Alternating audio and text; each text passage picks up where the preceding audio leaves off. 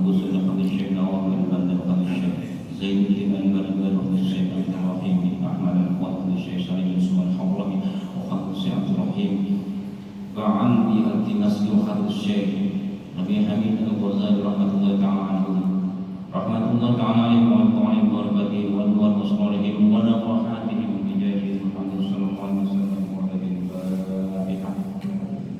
Bismillahirrahmanirrahim. Alhamdulillahi rabbil alamin arrahmanir rahim maliki yaumiddin. Iyyaka na'budu wa iyyaka nasta'in ihdinas siratal mustaqim siratal ladzina an'amta 'alaihim ghairil maghdubi 'alaihim waladdallin. Bismillahirrahmanirrahim. Qala al-mu'allif rahimahullahu ta'ala wa nafa'ana bihi bi 'ulumihi fid dharain amin. Bismillahirrahmanirrahim. Faqad qala lan teman-teman muslimin sallallahu alaihi wasallam sallallahu alaihi rahmatin sallallahu alaihi wasallam dan bi alaihi sahabat dan Muhammad sallallahu alaihi wasallam. Man sapane wong roha kang berangkat dalam Jumat maring salat Jumat ai wa dakhala fil masjid sing mlebu dalam masjid fi sa'atil ula ing dalam tukang kawinan fakan nama atau koyo-koyo. Sak temene wong iku korban kurban budnakan ing unta siji ai wahidan wa man nasabane wong roha kang berangkat bisa ditanya ing dalam waktu kang kapindho fakan nama korban mongko kaya mungkamani barang korban kurban sapa wong pakorotan ing sapi. Hadirin rahimakumullah, ini yang sempat ya kita bahas di pertemuan detik-detik terakhir kemarin kita bahas ini fadilahnya orang yang berangkat sholat Jumat di awal waktu. Ini sebenarnya bukan hanya untuk ya terutama sholat Jumat, terutama sholat Jumat karena memang barokahnya luar biasa. Tapi secara umum juga sholat berjamaah. Artinya para ulama mazhab Syafi'i mengkiaskan hadis ini utamanya untuk sholat Jumat, tapi juga bisa dipraktekkan untuk sholat jamaah. Kanjeng Nabi dawuhaken sapane wong sing berangkat ilal masjid maring masjid. Tegese maring masjid itu tujuannya mlebu masjid, ora kemudian masjid tetap tidak mlebu. Karena memang orang macam-macam kebetulan kamu minta mereka isu-isuan berangkat pertama kali itu nak lewat dong. Buatan mlebu masjid. Buatan ini maksudnya sing mlebu masjid dengan tujuan untuk melaksanakan sholat Jumat di awal-awal waktu. Mesti termasuk kloter pertama. Sing apa nih yang ada sing kene. Iki sing awal termasuk ada insyaallah golongan musim pertama buatan pertama lolosan bukan scan buat ini. Ini termasuk golongan wong sing berwujud golongan pertama. Niku pahalane kadya yang niku sedekah unta siji, kurban unta siji. Nah, unta niku kanggo sak keluarga. Ya terus kono ngoten. Iki tak Jumat, nek ben Jumat. Pirang unta wis sampean kurban. Niki fadilahe barokahe wong sing mulyakno dina Jumat termasuk tanpa terkecuali sing derek berjuang maju sing beber gagat sing resik-resik ini termasuk bagian wong sing mulyakno masjid nyambut datangnya salat Jumat. Wis salah asal fadilah seperti ini. Sing jelas kepastiannya wong niku lihat salat Jumat. Nah, nampil jeding terus mulai malih. Artinya ini fadilah sing luar biasa wong sing berangkat sholat Jumat di awal waktu niku ulama beda pendapat. Enten sing mengatakan minal fajri ila zawali syamsi. Ada yang mengatakan sejak terbit fajar hari Jumat ya, isu pas matahari fajar srengenge sampai tergelincirnya matahari. Tapi ulama ya ada yang berpendapat nek mari subuh orang anak-anak tanya makanya ulama ini termasuk Al-Imam Syaraf bin Muhyiddin atau Muhyiddin bin Syaraf terkenal dengan Syekh Imam Nawawi. Saya kandani Imam Nawawi itu lebih cenderung pada pendapat berangkat itu paling enggak pas terbitnya matahari, artinya sebelum masuk adzan sholat Jumat. Berarti nek pun jam 10 mulai disetel Yasin niku termasuk awal-awal waktu. Nggih. Nah, nek sing luwih isu maneh nggih ta Mas. Artinya nek ukuran tiyang sing sibuk ning Surabaya nggih wis pokoke ukurane ketika masjid mesti beber kemudian masuk dengan pertama. Dan itu sih dimaksud tiang itu ketika masuk masjid untuk melaksanakan sholat Jumat di awal waktu fadilahnya seperti orang mengurutkan unta. Wa man roha fi sa'ati tsaniyati fa ka'annama qarraba baqaratan. Wong sing kloter kedua, gelombang kedua. Tako nang masjid iku ganjarane padha mek wong sing kurban sapi. Itu yang termasuk kaitannya kali hadis ya, bahwa yang disebut Jumat itu bukan saja hari rayanya orang mukmin tapi juga hajinya orang fakir, hajinya orang miskin. Dan pokoknya haji nopo kita termasuk nyembelih kurban. Bagi kita yang dalam menyembelih kambing, sapi nopo paling unta.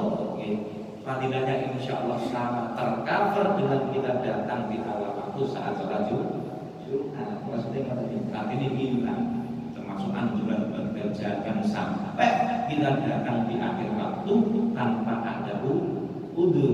Berarti nopo untuk dengan asal fadilah. Pada senopo, penting urutan ini gelombang pertama pada korban nopo untuk kedua sapi, ketiga seperti kabusyan akron, seperti kambing jantan yang bertanduk gemuk. Ini ukuran kapsan itu ditafsir oleh Imam Nawawi Al-Albani. Itu kambing kacangan sing dawa gede. Itu jumbo itu namanya kacangan. Sing mesah gede. Itu sing tanduk mbluan tok.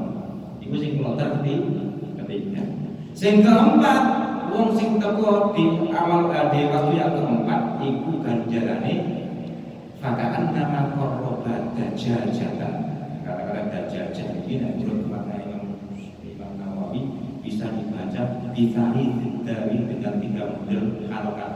Bisa dibaca dijajah, bisa dajajah, bisa dujajah. Tapi membaca dajajah itu afdal. Jadi orang yang berangkat di waktu yang keempat itu podo mek korban titik yang itu sudah kok titik lumayan. Timbang orang niku sing keempat, sing kelima sing kudu apa sulaman rafa fi sa'atil khamisah fa ka'anna man qarraba bidatan atau baidotan padha mek sedekah korban ndok dapat cecek lumayan ya. Berarti sing paling buncit maksudnya wis mepet karo adan itu nek mendek wis mepet. Nek wis mepet karo kurban iku wis gak perlu itu kan. Bagi nopo keterangan hadis iki wa idza kharajal imamu tuyatis sufu wa rufi'atil aqlam wa syama'atil malaikatu indal mimbar yastami'una dzikr. Iku nek imam wis mari salat sunat kemudian siap-siap berangkat atau naik ke atas mimbar. Bilal sing memandangkan Ma'asyiral muslimin wa sulbatal mukminin, terus mau berangkat atau naik ke atas mimbar ketek populer ketek kok. Niku malaikat sing bagian joko lah kakinya. Nyata wong sing kloter pertama kedua ketiga. Niku ditutup Quran. Malaikat langsung berjajar baris di dekat dengan mimbar kemudian mendengarkan khutbahnya imam atau khatib. Nah ini sing kloter terakhir ketika imam atau khatib naik ke atas mimbar iku wis terakhir itu gajah podo mek salat biasa ora oleh fadilah bareng bisa. Maksudnya ini. Makanya nek semua fadilah lan ben niku isu-isu aneh. Sing penting isu-isu aneh dalam artian kita untuk kata bataku niku nek utama nyeken kali nyempor. Niku nek saderenge mlebet niku pun diniati napa salat tahiyatul masjid kemudian iktikaf sak semprotan niku ganjar. Sak sekeran ganjar. Saat ini wonten diselingkan ngomong-ngomong sing gak berguna. Nek sekedar melihat Mas dipakai niku. Tapi nek ngomong sing ngomong malam itu niku wis gak dihitung iktikaf. Artinya peluang besar siapapun yang ikut melakukan maksud pas hari Jumat itu berserikat atau berkumpul bersama dalam fadilah yang luar biasa. Kemudian dawuh Kanjeng Nabi lagi wa yuqalu an-nasa fi qurbihim indan nadri ila wajhi ta'ala ana qadri qulubihim bil jum'ah menena akhirat benjing ten akhirat itu wong sing paling cedhek karo Gusti Allah sing saged ningali date Gusti Allah niku hitungane ukurane wong sing paling isuk dan jum'ah. Jadi wong sing barisan nanti bisa melihat zat Allah, ingat nanti di akhirat nek jenenge surga niku wis enake luar biasa itu kalah enak dibanding bisa mendapatkan pahala ru'yah, pahala bisa melihat zatnya Allah Subhanahu wa taala. Artinya kula kali jenengan nek surga niku nanti diparingi pahala, diberi pahala, beri karunia, ganjaran saged ningali zat Gusti Allah. Kaya apa Gusti Allah yang selama ini kita sembah, tapi haram dengan bayang mulai sakit. Gusti Allah niku mboten saged dibayangaken. Nek sampeyan bayangaken berupa jisim seperti manusia, itu sesuatu yang sangat mungkar dan sangat merusak akidah kita. Wis yakin mawon benjing akhirat yang pahala. Lah wong sing ningali Gusti Allah ten baris pertama, sing paling dekat dengan Allah niku ukurane wong sing paling isuk budal jenah, sing paling awal mesti boten paling umum isuk, paling awal budal jenah. Faidah sama'an nasu fala tatakhattu riqabahum. Nek wis manungsa padha lungguh-lungguh wong sejarah wis kumpul-kumpul wis jajar baris iku aja sampe nglangkai pundake jamaah. Nah, ini penting. Begini wong kadang-kadang mburu ten barisan ngarep kosong gitu. Wong wis tunggu enak subhanallah dipiak amit Pak. Iku mboten sae. Bahkan dihukumi imam. Nek sampean teko mburi wis baris mburi. Aja nguber baris kecuali nek sampean lipat enggak sampai ngelangkai wong niku mboten apa. Karena pernah waktu itu kalau pas khutbah, iku ono sahabat teko kene wong dipiyaki kabeh. Pengen barisan ngarep dhewe cedhek karo Rasulullah. Rasulullah langsung bersabda, "Ijlis ya fulan, qad adaita ilmu sampean." Sampean ganggu ngakeh, yo ganggu khutbah ganggu jamaahnya, suruh dulu. Itu menandakan bahwa ketika orang berjamaah untuk salat Jumat, nek kok kene harus dengan kondisi, nek sampai dia bisa mengatakan tanpa melewati atau miyak wong niku baik. Tapi nek sampai harus melangkai orang niku baik. Carane tipu, sampai nek ning barisan ngarep atau lebih depan dari awalnya, sampai jawil yang ngaji. Pak, tolong sampai maju. Nah, nek maju baru sampai maju mengisi yang kosong tadi. Orang kok tekok kayak ini mulai lantai ini sebelum piak kabeh munggah kabeh. Niku sing mboten tepat. Nah inilah kemakruhan, bahkan ada ulama yang mengatakan haram hukumnya ketika orang melangkai seseorang sedang duduk ketika berzikir saat salat Jumat. Nah, yang kedua haram hukumnya orang itu melewati ya jalan atau lewat di depan orang yang sholat. Paham maksudnya? Cuma ini ada batasan. Yang disebut haram melewati tiang sholat itu bahasanya boleh. Kadang-kadang tiang orang mau sholat atau lewat ngapain kan boleh waktu. Sajane batasannya ngarep itu kudu. Sehingga kita boleh melewati orang yang sholat. Karena memang kalau kita melewati langsung sholat nanti, tapi langsung dilewati biar sini lumayan. Niku Rasulullah pernah mendakwakan andai kan orang tahu bahayanya, dosanya orang melewati atau lewat di depan orang sholat, maka dia sebaiknya berhenti. Lebih baik menunggu 40 bulan. Kata 40 bulan sampai Bukhari ini sesuatu yang membingungkan. Bahkan yang riwayatkan itu bingung. Pulau bulan semer 40 maksudnya kan Nabi 40 hari, 40 bulan atau 40 tahun. Artinya orang lebih menunggu 40 tahun timbangan yang langkai sholat. Tapi ulama Mazhab Syafi'i memberikan semacam batasan.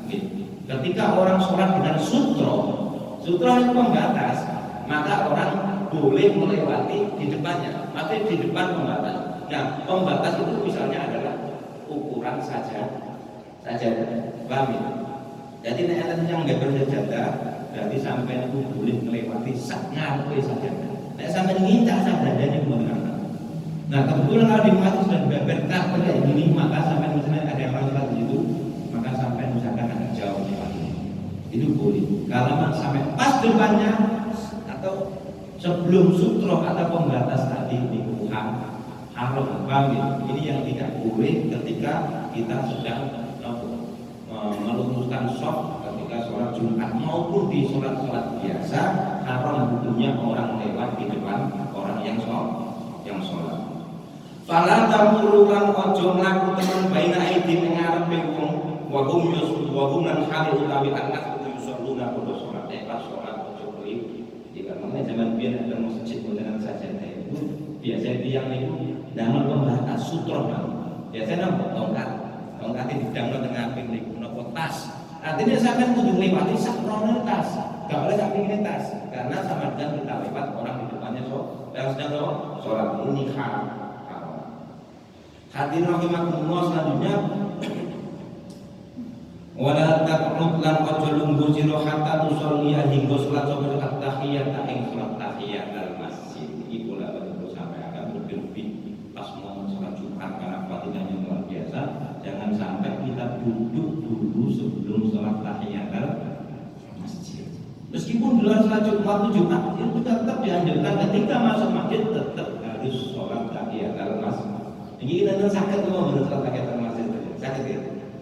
Tapi dengan kita mengerti enten syarat di sholat tahiyat al-masjid. Yang pertama syaratnya itu kudu nang masjid. Nang musola orang nang tahiyat al-musola. Orang nang tahiyat itu baik sing enten ke masjid. Tapi pertanyaannya yang disebut masjid itu apakah bangunan yang berdiri masjid terus depannya terus sampingnya biasanya buatan muat jamaah gitu. Kita nanti bebas ngaji sampai memanjang ke arah selatan. Kira-kira setan Jombor itu masuk masjid pemodal. Boleh nggak orang sholat tahiyat masjid? Boleh. Boleh. Boleh nggak benar? Ini nek mazhab Syafi'i ini termasuk bagian halaman masjid selama tidak terpisah dengan bangunan atau tembok, maka itu tetap dianggap seperti masjid. Sah hukumnya melaksanakan sholat tahiyatul masjid. Paham ya?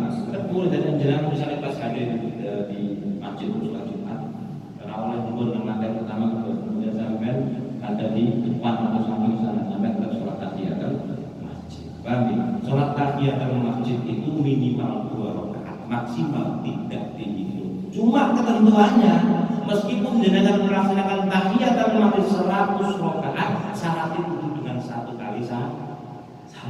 Paham ya? Ini istimewa tahiyatul masjid.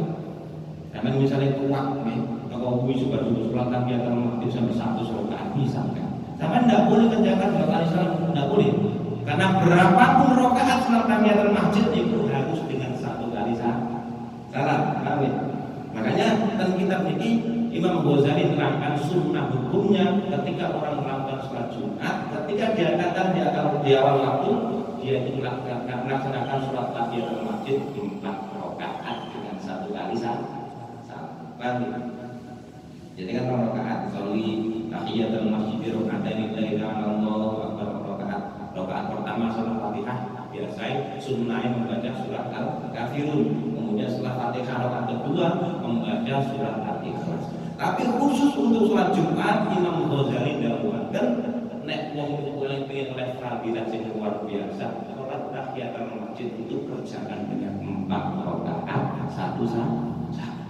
Cuma kira untuk ampun. Begini kok setelah Fatihah rakaat pertama dengan membaca surat Al-Ikhlas 50 kali. Kedua setelah Fatihah maca surat Al-Ikhlas ping 50. Ketiga yo ping 50, ping 4, ping 50, total 200 kali surat Al-Ikhlas. Kira-kira sambut nombor. Nah, itu teko apa? Nah, teko mepet sampe nang masjid dadi mak.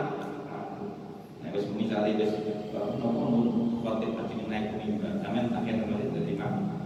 Ini dawuhe Kanjeng Nabi sapa sing nglakoni salat tahiyatul masjid 4 rakaat dengan sistem tadi ini setelah Fatihah kemudian baca surat Al-Ikhlas 50 kali, kedua juga gitu 50 kali, ketiga 50 kali setelah Fatihah, terakhir 50 kali, maka orang itu dijamin ora bakal mati satu menit dituduh panggonane tersebut. Ini luar biasa. Artinya ini kita ambil. Pulau kali jenengan ini statusnya kan buatan jelas. Meja melebut tentang putih kan buatan jelas. Hadapan kita semua tetap berkusuk. Tapi harus ada usaha termasuk ini tidak pas di Jumat. Ya, tahiyatul masjid 4 rakaat dengan 1 kali salam. Dan setelah Fatihah membaca Al-Ikhlas Allahu Akbar saya kan. Ya agak. Dan wakil ganjaran suatu. Ganjaran yang pasang ini berapa? Ini suatu orang tersebut dalam keadaan mati sebelum ditunjukkan tempatnya di surga. Hadir rahimahullah tentang tahiyatul masjid, tapi juga tidak selalu tahiyatul masjid itu disunnah. Makanya jangan salah. Ada 3 kondisi, 3 waktu yang mana sholat tahiyatul masjid itu dimakruhkan. Nanti nomor apa? Tidak disukai oleh Allah meskipun sah. Ingat, tahiyatul masjid itu meskipun boleh dilakukan sembarang waktu, meskipun pada asar waktu yang diharamkan untuk sholat sunnah, tetap sunnah melaksanakan tahiyatul masjid. Tapi ada 3 waktu yang sampai iso sholat tahiyatul masjid. Nomor setunggal, apa? Fi maji'i al-khutbah, ai fi awakhiril khutbah. Wong nek teko Jumatan keri khutbah wis ate mari, barakallahu wa lakum wis mari, malah khutbah kedua berdiri khatibnya, kemudian wis ape ndonga, wong iku lagi teko, maka usahakan ndak usah salat tahiyatul masjid karena menjadi makruh. Karena mari pun kan ndonga terus salat itu hukumnya makruh. Tapi kalau di luar waktu itu silakan khatib sudah naik mimbar kita baru datang. Tapi khutbahnya masih tetap. Ini pun dengan disunnahkan salat tahiyatul masjid. Meskipun banyak yang nggak sependapat. Memang Syafi'i, madhab Syafi'i itu terbuka sampai ulama-ulama pendukung Syafi'i kadang-kadang juga ikhtilaf. Tapi kaul yang ujung, kaul yang sangat-sangat yang disepakati oleh sebagian besar ulama atau Syafi'i, wong nek teko Jumatan, kemudian khatib sudah menyampaikan khutbahnya, maka dia tetap tidak boleh duduk, usahakan tetap sholat tahiyatul masjid, tapi syaratnya ditakhfif. Ditakhfif nanti diringkes ojo modal surat yang dawa ini. Wacana jodoh susuin karena lebih penting membaca mendengarkan khutbah. Jadi sholat tahiyatul masjid nanti hukumnya menjadi makruh ketika khatib sudah sampai di akhir-akhir khutbah. Yang kedua, nek jenengan mlebeten Masjidil Haram niku qaul ijma' para ulama madzhab Syafi'i. Nek jenengan mlebeten Masjidil Haram Mekah niku mboten sunah tahiyatul masjid. Sunah apa? Tawafin niku sing sunah, lebih sunnah daripada tahiyatul masjid. Kemudian ketika imam sudah berdiri untuk melaksanakan salat jamaah, jenengan baru datang meskipun masjid ketika dengan masuki sunnah untuk tahiyatul masjid menjadi tidak sunnah. Mergo imam wis ngadeg ape imam ndak boleh punya makruh kali ini. Maka jenengan harus paham kondisi 3 tadi tidak disunahkan salat tahiyatul masjid. Terus yang harus jenengan ketahui, salat tahiyatul masjid itu syaratnya adalah sebelum jenengan duduk. Nek jenengan wis duduk, itu tidak lagi disebut sunnah tahiyatul masjid. Hukumnya bukan tahiyatul masjid. Misalnya jangan datang, saya pas abad-abad ada, yang tanya ada kali nunggu, maka nunggu jangan sudah berdiri, maka itu tidak menjadi sholat tahiyatul masjid. Jadi sunnah itu. Terus hebatnya lagi tahiyatul masjid ketika jangan masuk ke masjid, meskipun dengan niat dengan sholat nopo mawon, hukumnya tetap katut sholat tahiyatul masjid. Masuk masjid dengan sholat foto atau sholat foto hajat atau sholat mutlak juga. Maka sholat yang jenengan meskipun nggak diniat tahiyatul masjid, hukumnya tetap katut sholat tahiyatul masjid. Yang penting jenengan boten duduk. Tadi lain luar biasa wong nek tahiyatul masjid berarti mulyana dalamnya atau rumahnya Allah. Berarti mulyana Gusti Allah. Wong nek mulyana masjid dimulyana ulupe dening Gusti Allah. Termasuk ini 3 nyambung robito nyambung paten masjid. Dan barokah wong sing atine nyambung ten masjid becik dan akhirat bakal asal iup-iupan ten padang mahsyar ketika dihisab amale wong antri sakmono dawane suwi ngenteni berpuluh-puluh juga bahkan beratus-ratus tahun ngenteni jatai atau giliran yang bisa kepanasan luar biasa. Tapi waktu akhirnya nyambung ke masjid, kuliah nang masjid dikai terong kali Gusti Allah, payung sing ompong sehingga mulai sampai ke panas itu baru kayak diantaranya sholat tahiyatul masjid. Hadirin rahimakumullah. Nah ini yang perlu kita benar biasakan itu sampai ke masjid. Ini masjid dianggap kaya omah dhewe. Metus udar sudu, tapi ada tata keramanya. Dan karena begitu kita masuk maka kita sholat tahiyatul masjid dulu, jangan duduk dulu. Nek duduk kemudian baru sholat kita ke masjid, itu gak perlu sholat tahiyatul masjid. Hukumnya bukan lagi sholat tahiyatul masjid. Kecuali nek jenengan derek mazhab Hanafi. Nek mazhab Hanafi itu baru masalah ngurusin macam jam lagi sholat tahiyatul masjid itu boleh. Tapi mazhab Syafi'i tidak bisa. Tahiyatul masjid itu tidak boleh duduk sebentar, harus sholat dulu. Nah duduk dulu, kemudian baru sholat, itu tidak termasuk sholat tahiyatul masjid. Hadirin rahimakumullah. Fafil khabari anna man fa'ala dzalika lam yamut hatta yara maq'adahu minal jannah. Fafil khabaran kasebut dalam khabar anna man ing satemene fa'ala kang lampahi sapa man dzalika mengkono sholat tahiyatul masjid 4 rakaat. Lam yamut mengko ora bakal mati sapa man hatta ya sehingga ningali sapa man maq'ad ing panggonane wong minal jannati saking surga. Dadi niki wau sing kula sampaikan hadis Kanjeng Nabi wong sing nglakoni salat tahiyatul masjid 4 rakaat iki akan bisa menambahkan dengan setiap kali bacaan Fatihah rakaat pertama kemudian dicampur dengan membaca surat Al-Ikhlas 50 kali, kemudian rakaat kedua Fatihah 50 kali, kemudian ketiga 50 kali, yang terakhir 50 kali. Total 200 kali bacaan surat Al-Ikhlas, maka orang tersebut dijamin tidak akan mati sebelum dia ditunjukkan oleh Allah tempatnya di surga.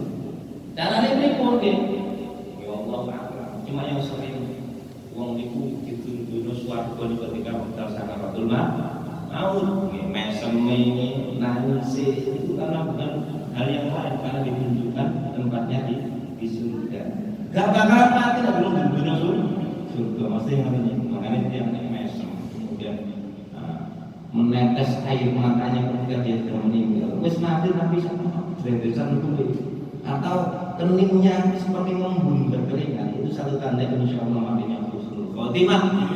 Angsal swargane Gusti Allah. Aja salah paham, mati ning berarti orang sing diaboti dah.